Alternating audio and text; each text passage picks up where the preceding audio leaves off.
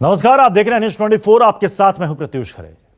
केंद्र सरकार ने कल से लॉकडाउन में कुछ राहत देने का ऐलान किया है। सरकार ने ऐलान किया था कि जिन इलाकों में कोरोना के नए केस सामने नहीं आ रहे हैं, वहां शर्तों के साथ लॉकडाउन में कुछ ढील दी जा सकती है। लेकिन कोरोना के मामले घटने की बजाय जिस तेजी से बढ़ रहे हैं, उससे उन इलाकों की संख्या लगातार कम हो रही है जहां ढील दी जा सकती है। उत्तर प्रदेश के मुख्यमंत्री योगी आदित्यनाथ ने ऐलान किया कि जिन इलाकों में 10 से ज्यादा कोरोना मरीज हैं, वहां किसी सूरत में ढील नहीं दी जाएगी। दिल्ली के मुख्यमंत्री अरविंद केजरीवाल ने ऐलान किया कि पूरी दिल्ली ही कोरोना हॉटस्पॉट है, इसलिए दिल्ली में लॉकडाउन में किसी तरह की कोई छूट नहीं मिलने जा रही है। तो आज हम इसी बात पर चर्चा करेंगे कि क्या कल उम्मीद से कम राहत मिलने वाली है। हमारे साथ कंटेन बढ़ते जा रहे हैं। जहां पे ऑपरेशन शील्ड लागू किया जाता है, आज की डेट में 77 कंटेनमेंट जोन बन गए हैं दिल्ली के अंदर। हमने निर्णय लिया है अपने दिल्ली वासियों के ज़िंदगी का ख्याल रखते हुए, सबकी सेहत का ख्याल रखते हुए, कि फ़िलहाल लॉकडाउन की शर्तों में कोई ढिलाई नहीं दी जाएगी। एक हफ्ते के बाद फिर से हम सारे एक्सपर्ट्स के साथ बैठ के, सबके साथ बैठ के इस पे दोबारा इसकी असेसमेंट करेंगे और अगर ज़रूरत पड़ी तो उसके बाद ढिलाई दे सकते हैं। लेकिन फ़िलहाल दिल्ली में किसी तरह की कोई ढिलाई नहीं दी जा रही है। जहांगीरपुरी की एक गली, उसके अंदर एक ही परिवार के कई सारे घर थे, चाचे मामे ताया ये सब। उनमें एक ही परिवार के 26 केस पॉजिटिव निकले, क्योंकि वो माने ही नहीं। कंटेनमेंट जोन होने के बावजूद वो एक दूसरे के घरों में जाते रहे। तो जहाँ जहाँ कंटेनमेंट जोन में लोगों ने बात मानी है, वहाँ एक भी नए केस नहीं मिले, और जहाँ लोगों ने बात नहीं मानी, वहाँ पे कुछ कंटेनमेंट जोन्स में कई नए केस निकल के आए हैं। तो सवाल यह है कि कल से जो छूट मिलने वाली है, क्या वो छूट वाकई में छूट होगी, या फिर जो लोग उम्मीद कर रहे हैं, उम्मीद से काफी कम ये छूट होने वाली है। हम इस पर चर्चा करेंगे। हमारे साथ हैं विजय सोनकर शास्त्री जी, बीजेपी के प्रवक्ता। स्वागत है सर आपका। हमारे साथ अभय दुबे हैं, कांग्रेस के प्रवक्ता। अभय जी, आपका भी स्वागत है। हमारे साथ संजीव झा जी जुड़ चुके हैं, आम आदमी पार्टी के प्रवक्ता। संजीव जी, स्वागत है। और हमारे साथ स्टूडियो में हैं डॉक्टर एल तोमर जी, जो कि सीनियर कंसल्टेंट है मैक्स अस्पताल के। हेलो अभय जी, आवाज जा रही है मेरी?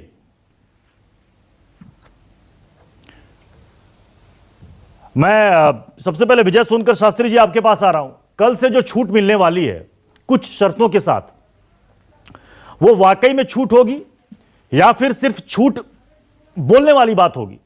क्योंकि इसके साथ जो शर्तें लगाई गई हैं, उन शर्तों के साथ लग नहीं रहा कि इस छूट का कोई मतलब है। देखिए, मैं कुछ नहीं कह सकता। हाँ, क्योंकि जो शर्तें लगाई गई हैं जी, और जो डायरेक्शन दिया गया है सरकार की तरफ से, उसका पूर्ण पालन होना चाहिए। हाँ, लेकिन कई जगह देखने में आया है, देश के बहुत सारे ऐसे प्रदेशों में जहां इसको आप पूर्ण पालन नहीं हो पा रहा है।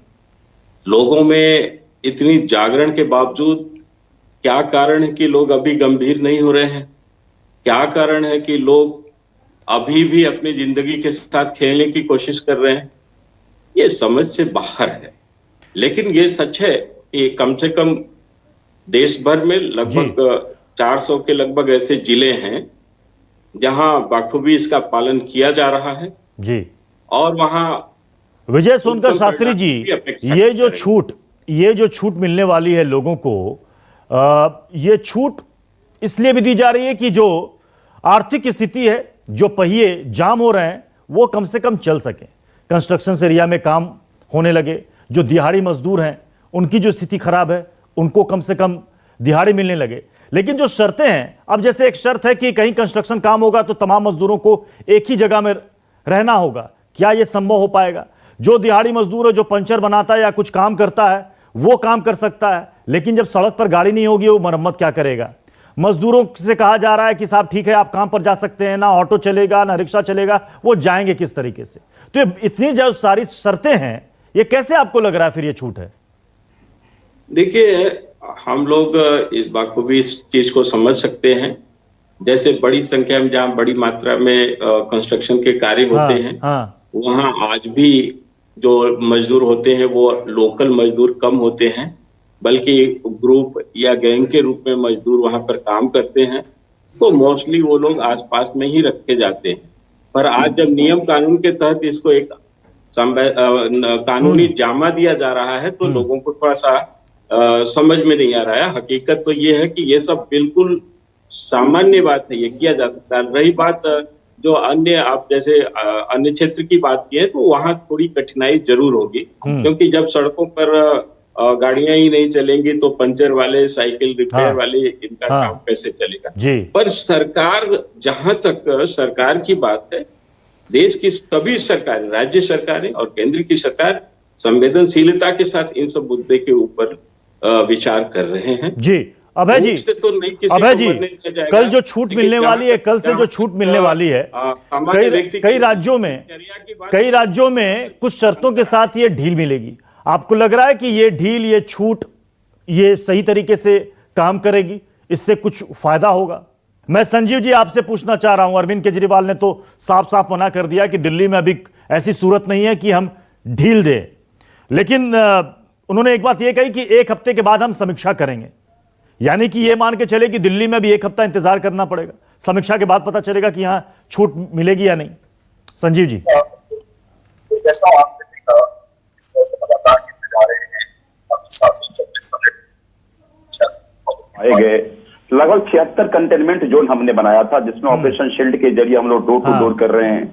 कल से हम लोग रैपिड टेस्ट करने, लगभग 42,000 रैपिड टेस्ट में 1 सप्ताह में करेंगे। हमारी कोशिश है ज्यादा से ज्यादा टेस्ट करके और ट्रेस कर करके मरीजों को पहचान करके उसको क्वारंटाइन या उसको इलाज कराया जाए। देखिए, मुझे ये लगता है कि इतनी बड़ी जो कोशिश केवल इसलिए हो रही है क्योंकि हम सब लोग उसको अगर पालन नहीं करेंगे तो मुश्किल हो जाएगी। जैसा आपने देखा कि जहांगीरपुरी के एक ही इलाके में 26 मरीज, जबकि कंटेनमेंट एरिया है, लेकिन कंटेनमेंट एरिया आपस में परिवार में एक दूसरे पास जा रहे हैं और उसका नुकसान उनको देखना पड़ रहा है। तुगलकाबाद में एक ही परिवार में 32 केसेज आ गए, एक ही गली में 32 केसेज आ गए। तो मुझे ये लगता है हम लोगों को कुछ सख्ती से पालन करना पड़ेगा। और देखिए, ये जो 186 लोगों को कल सिम्टम्स मिला, उसमें कोई सिम्टम नहीं था, फीवर नहीं था, बुखार नहीं था, उनको कफ नहीं था, उनको कोई हेडेक नहीं था, उनको यानी आपको कोरोना का पता नहीं चल रहा, हो सकता है आप सड़कों पर घूम रहे हैं। तो ऐसे में जरूरत यह भी है कि हम लोग सोशल डिस्टेंस को ठीक से मेंटेन करें, ताकि अगर आपके बीच में कोई पेशेंट है तो उसका शिकार आप ना हो जाए। तो मुझे लगता है निहायत जरूरी फैसला। संजीव जी, परीक्षा करके फिर देखिए क्या जी। संजीव जी, एक तरफ मुख्यमंत्री ने कहा था कि मेरे पास देने के लिए तनख्वाह के तौर पर सिर्फ 2 महीने का ही मेरे पास राशि बची है, और अगर इस तरीके से ये मियाद लॉकडाउन की बढ़ती जाएगी, कोई छूट भी नहीं मिलेगी, तो ऐसी स्थिति में आपको लग रहा है कि ये आगे बड़ा आसान होगा सरकार के लिए बाकी चीजों को मैनेज करना 2-3 महीने के बाद? देखिए, किसी भी सरकार के लिए लॉकडाउन का फैसला कोई बहुत आसान फैसला नहीं है कि सारी चीजें अचानक बंद कर दे जी। लेकिन जान है तो जहान है। आज जो स्थिति दिल्ली में है, सबसे जरूरत है कि आज मान लीजिए हमारे पास इटली या अमेरिका जैसी स्थिति आ गई, तो हमारे पास इतने इंफ्रास्ट्रक्चर नहीं है हमको संभाल पाएंगे। तो इसलिए सबसे जरूरी है कि पहले लोगों का जान हो, बाकी चीजों का विश्लेषण फिर बाद में किया जाएगा या कोई ना कोई रास्ता निकाला जाएगा। ठीक है, चलिए, आपने एक लाइन में बिल्कुल स्पष्ट कर दिया, जान है तो जहान है। प्रधानमंत्री नरेंद्र मोदी ने भी यही बात कहा था कि जान है तो जहान है। अभय दुबे जी, कैसे निकलेगा इसका रास्ता? ये जो छूट दी गई है, इस छूट से कुछ बेनिफिट होने वाला है? कि इसेंशियल सर्विसेज को बहुत जरूरी है छूट देना, खासकर जब रबी की कटाई का समय है। 14 करोड़ किसान परिवार हैं, अर्थात 70 करोड़ लोग प्रत्यक्ष रूप से इससे आश्रित है और पूरा देश इन्हीं चीजों पर आश्रित है। हो ये रहा है कि 25 मार्च से उनका प्रिक्योरमेंट स्टार्ट होना था, कटाई की अनुमति देनी थी, मगर परिस्थिति जन्य था तो 25 अप्रैल से दिया। अगर उनका दाना पक खेतों में गिर गया या अब तो खेतों में आग लगना भी प्रारंभ हो गया, फसलें सूख रही है, तो ये बेहद जरूरी था। दूसरी बड़ी बात मैं ये बताना चाहता हूं कि एक जो सप्लाई चेन है वो ब्रेक हो रही है। अभी शिपिंग मिनिस्ट्री ने एक लेटर लिखा है फर्टिलाइजर मिनिस्ट्री ने कि उनके पास सिर्फ 9 लाख टन फर्टिलाइजर बचा है और 1 सप्ताह से स्टेट को भेज नहीं पा रहे हैं, क्योंकि खरीफ की बोनी जून से प्रारंभ होगी और अप्रैल माह में पूरा स्टेट्स में स्टोर कर लेना होता है। तो ऐसे सारे एस्पेक्ट, चाहे वो फार्मास्यूटिकल इंडस्ट्री हो, चाहे वो फूड इंडस्ट्री हो, हमको सोशल डिस्टेंसिंग के साथ एक कोई रास्ता निकाल कर स्टार्ट करना है। बड़ी बात हम कहां पिछड़ रहे हैं ये समझ लीजिए। अभी हम या तो RT-PCR टेस्ट करा रहे हैं जिसका रिजल्ट 12 से 24 घंटे में आता है, क्योंकि पहले वो कोविड-19 को DNA में कन्वर्ट करता है फिर रिपोर्ट देता है। लंबे समय से डिमांड कर रहे हैं कि तुरंत रैपिड एंटीबॉडी टेस्ट कराइए जो 15 से 30 मिनट में रिजल्ट दे देता है। आप चेस करने की अपेक्षा आगे निकलिए जैसा राहुल गांधी जी ने कहा है, तो ही इस लॉकडाउन का अर्थ निकलेगा। नहीं तो जितना भी आप एक्सटेंड करते जाएंगे, आप अगर टेस्ट करते रहेंगे तो वो संभव नहीं हो पाएगा। इसका अभी कोई वैक्सीनेशन नहीं है। एक ही इलाज है कि लॉकडाउन में अधिक से अधिक हम टेस्ट कर लें और हजारों की संख्या में एक दिन में टेस्ट हो। और लॉकडाउन में शर्तों के साथ छूट भी मिलती रहे, आप इसके पक्ष में हैं? मिलना ही नहीं, उसके बगैर सर्वाइवल बहुत मुश्किल होगा। हाँ। आप समझिए कुछ भी प्रतीक्षा कर सकता है, खेती तो नहीं कर सकती। हाँ। हमारे पास जो प्रचुर मात्रा में भंडार है, एक बार हमको क्रेडिट किसान को देना ही चाहिए। 210 लाख टन की अपेक्षा अगर 650 लाख टन हमारे पास भंडार है तो वो किसानों की खाद के कारण ही है। तो वहां छूट दीजिए, उनकी आजीविका पर भी संकट है और देश पर भी भविष्य में संकट ना आए। तो इसेंशियल सर्विसेज को हमको सावधानी। चलिए, मैं डॉक्टर एल तोमर आपको शामिल करता हूं इस चर्चा में। डॉक्टर एल तोमर, आपको क्या लग रहा है, जो हालात हैं अभी दिल्ली की स्थिति देखिए, शुरुआत में लग रहा था कि दिल्ली में सब कुछ कंट्रोल में हो जाएगा और अचानक उसके बाद स्थिति ऐसी विस्फोटक हो गई कि अब ये देखिए कि लगातार हर दिन डराने वाले आंकड़े आ रहे हैं। अगर यही स्थिति रही तो लग रहा है कि शायद जो हम अभी ढील की बात कर रहे हैं तो बहुत दूर की बात है, ये शायद मियाद लॉकडाउन की ओर ना आगे बढ़ जाए। देखिए, नंबर ऑफ केसेस तो बढ़ेंगे ही बढ़ेंगे। अगर आप चाहें कि नंबर ऑफ केसेस कम हो जाएं तो ये आपकी भूल है। और लॉकडाउन भी आप बहुत लंबे टाइम तक कंटिन्यू नहीं कर सकते हैं। लॉकडाउन करने का 3 वीक्स का पर्पज ये था कि लोग समझ सकें और अचानक नंबर ऑफ केसेस इतने ना बढ़ जाएं कि हमारी हेल्थ वाली जितनी फैसिलिटीज हैं उनकी जो व्यवस्था चरमरा जाए और हम उन्हें मैनेज ना कर पाए। तो ये धीरे धीरे छूट तो देनी ही होगी। जिस बात की चर्चा यहाँ पर अभय दुबे कर रहे थे और राहुल गांधी ने भी इस बात को कहा कि हम जो चेज कर रहे हैं उससे बेहतर है कि आप रैंडमली टेस्ट करें। देखिए, रैंडमली एक्चुअली हमारे यहाँ नंबर ऑफ टेस्ट काफी कम हो रहे हैं, इसलिए हमें एग्जैक्ट नंबर मालूम ही नहीं है कि कितने केसेस हैं। ये तो जितने केसेस हो रहे हैं उससे मालूम होता है कि केस बढ़ रहे हैं। एक्चुअल नंबर ऑफ केसेज इससे काफी ज्यादा हैं और केसेस और भी ज्यादा होंगे, लेकिन हमें इतना डरने का जरूरत नहीं है कि बिल्कुल ही नहीं होगा। ये तो इन्फेक्शन होगा ही होगा। लगभग 50 to 60% हमारी पॉपुलेशन इससे इन्फेक्ट होगी और इम्यूनिटी डेवलप होगी। इम्यूनिटी डेवलप होने के बाद ही इसका निदान है। या तो कोई वैक्सीन आए कि वैक्सीन आके आप इससे बच सकते हैं, या फिर इन्फेक्शन हो जिससे लोग बच जाएं। वैक्सीन आने में भी काफी समय है, कम से कम 20 तारीख, कल 20 तारीख हो जाएगी, 3 तारीख तक लॉकडाउन है। ऐसा नहीं कि 13 दिन में बहुत बड़ा चमत्कार हो जाएगा, सारी चीजें कंट्रोल में आ जाएंगी। आपको उसके बाद कोई कठिन फैसला लेना पड़ेगा। देखिए, इनको लॉकडाउन तो धीरे धीरे रिलीज करना ही होगा। बाकी फैसिलिटीज जो एक्टिविटीज ऐसी हैं जो हमारी इकोनॉमी को बहुत बुरी तरह से अफेक्ट कर रही हैं, उनको चालू करना ही पड़ेगा। लोगों को, डॉक्टर्स को भी अपना प्राइवेट हॉस्पिटल्स में भी जाना पड़ेगा, ओपीडीज भी शुरू करनी पड़ेंगी, ऑपरेशंस भी शुरू। अभी तो सब बंद है प्राइवेट हॉस्पिटल्स में भी, बाकी सारे बिजनेस भी बंद हैं और लोग इतने डरे हुए हैं कि वो बिल्कुल ही आइसोलेट कर रखा है। आइसोलेट करने का या लॉकडाउन का जो पर्पज था या कंटेन करने का पर्पज यही था कि बढ़े ना, अल्टीमेटली कम्युनिटी स्प्रेड होना ही लेकिन होना है। क्या कुछ लिमिटेशंस के साथ, प्रिकॉशन के साथ, क्या चीजों को चरणबद्ध तरीके से खोला जाना चाहिए? क्या यह पॉसिबल है? क्योंकि 13 दिन के बाद कोई बड़ा चमत्कार होने वाला नहीं है। ऐसा नहीं कि अचानक से कोरोना के मामले आने बंद हो जाएंगे, तब भी कोरोना के मामले आएंगे। क्या इस तरीके से अर्थव्यवस्था को हम साल भर ठप रखेंगे क्या? कल से कुछ शर्तों के साथ कुछ इलाकों में छूट मिलने वाली है, जैसे कृषि क्षेत्र में छूट मिलेगी, फिर कंस्ट्रक्शन निर्माण के क्षेत्र में छूट मिलेगी। आईटी प्रोफेशनल्स के लिए वो दफ्तर जा सकते हैं, लेकिन 50% से ज़्यादा कर्मचारी नहीं होने चाहिए। दिहाड़ी जो मजदूर हैं, जैसे प्लम्बर है, कोई मोटर मैकेनिक है, तो वो अपना काम कर सकता है। लेकिन साथ साथ शर्त यह है कि सड़क पर ना ऑटो चलेगी, ना कैब चलेगी, ना पब्लिक ट्रांसपोर्ट चलेगा। सवाल यह कि जब सब कुछ नहीं चलेगा तो फिर लोग आएंगे जाएंगे कैसे ये सारी चीज़ें संभव हो पाएंगी? हमारे साथ 4 खास मेहमान लगातार बने हुए हैं।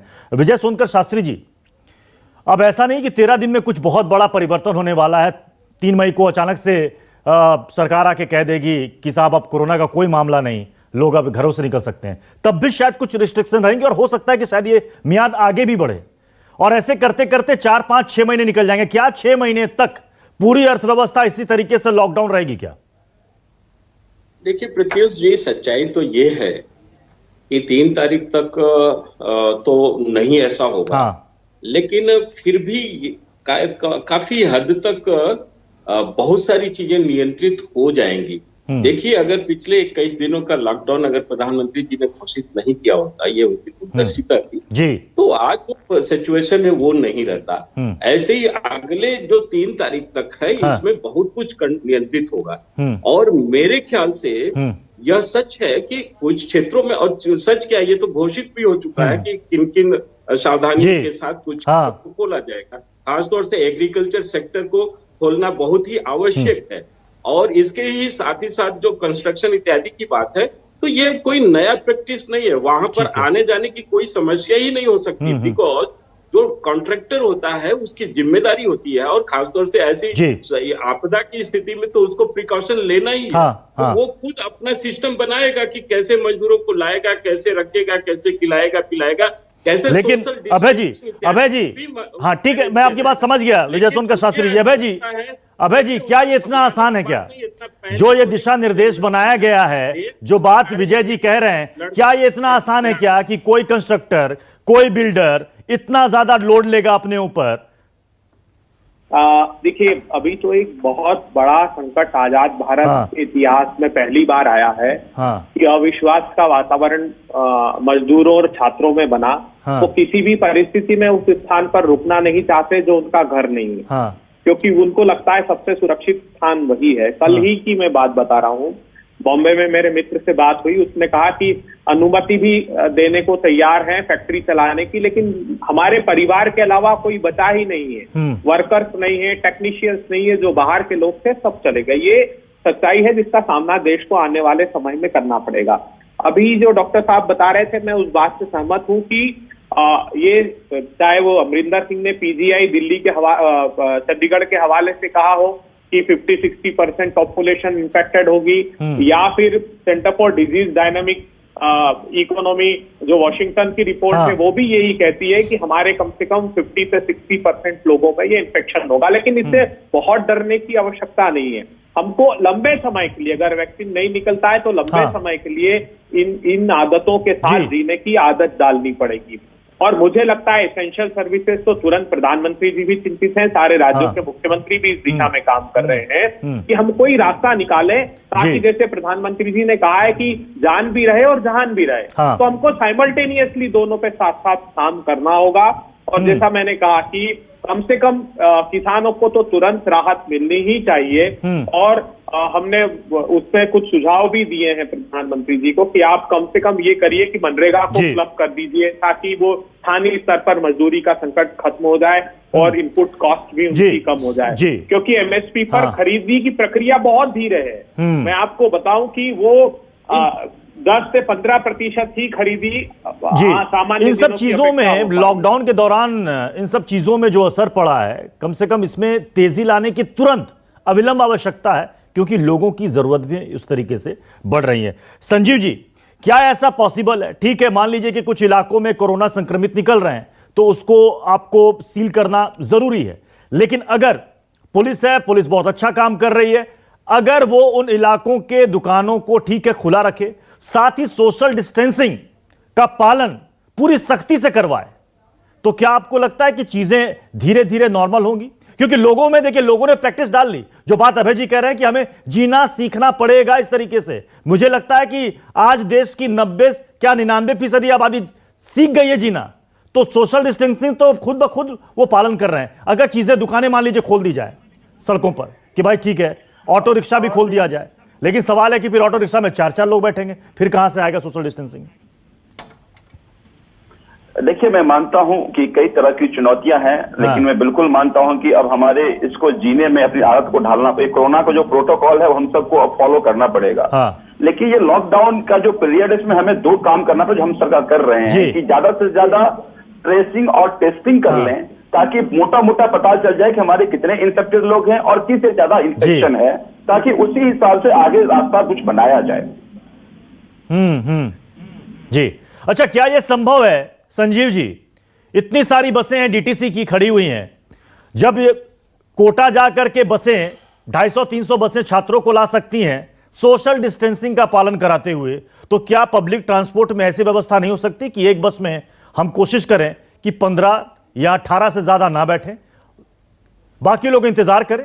देखिए, हमने पहले भी कोशिश किया था कि 25% बसें सड़कों पर चलेंगी, लेकिन उसके भी ठीक परिणाम सामने देखने को नहीं मिला। बहुत मुश्किल होती है इसको फॉलो करना, लेकिन सरकार तमाम बिंदुओं पे गौर कर रही है, तमाम बिंदुओं को ध्यान में रख के कुछ एक पॉलिसी लाने की कोशिश कर रही है। अगर हम लॉकडाउन खत्म करेंगे तो किस तरह से एनालाइज करना, ट्रांसपोर्ट कैसे रखना है, इंडस्ट्री कैसे खोलना है, दुकान कैसे खोलना है, सोशल डिस्टेंसिंग कैसे मेंटेन करना है, तो मुझे लगता है तमाम बातों पर जो आप चिंता जाहिर कर रहे हैं, सरकार भी सरकार के लिए प्लान कर रही है। जी डॉक्टर तोमर, क्या आपको लग रहा है कि स्थिति सामान्य होगी 3 तारीख के बाद? स्थिति तो सामान्य नहीं होगी 3 तारीख के बाद, लेकिन इसमें लॉकडाउन को हमें रिलीज करना ही पड़ेगा और ये पैटर्न ऑफ लिविंग चेंज करना पड़ेगा और काफ़ी टाइम तक ये लगेगा इसे चेंज करने में, और ये एकदम इन्फेक्शन खत्म होने वाला नहीं है। सीखना होगा और इसमें हमें कुछ एक्सपेरिमेंट्स भी करने होंगे। अगर वो एक्सपेरिमेंट्स वर्क नहीं कर रहे हैं तो नेचुरली चेंज करना होगा। जहां पे हमें पुलिस की ज़्यादा ज़रूरत है तो वो हमें पुलिस को ज्यादा डिप्यूट करना चाहिए। जहां हमें जरूरत नहीं है, जहां हमारे केसेस नहीं है, तो वहां से कंटेनमेंट जो जोन है उनको क्लियर कर देना चाहिए। सबसे ज्यादा जरूरी बात यह है, तो पैटर्न ऑफ लिविंग सीखने की जरूरत है, एक्सपेरिमेंटेशन करने ही होंगे। जहां पे नंबर ऑफ केसेस अचानक ज्यादा बढ़ते हैं उसको कंटेन करना वाकई बहुत जरूरी है। और आज हम इस स्थिति में हैं कि अगर केसेस बढ़ते भी हैं तो उनको टैकल किया जा सकता है। सख्ती से लॉकडाउन का पालन, लेकिन साथ ही साथ हमें यह भी देखना पड़ेगा कि हमें अर्थव्यवस्था को भी जिंदा रखना है ताकि किसी को कोई दिक्कत ना हो। बहुत बहुत शुक्रिया आप सभी का हमारे साथ जुड़ने के लिए। अगर आपको हमारा ये वीडियो पसंद आया हो तो इसे लाइक और शेयर जरूर करें। अगर इस वीडियो पर आपकी कोई राय है तो नीचे कमेंट भी कर सकते हैं। और हां, देश और दुनिया की तमाम खबरों से वाकिफ रहने के लिए अभी सब्सक्राइब करें न्यूज़ 24 का YouTube चैनल। न्यूज़ 24, निष्पक्ष खबरें।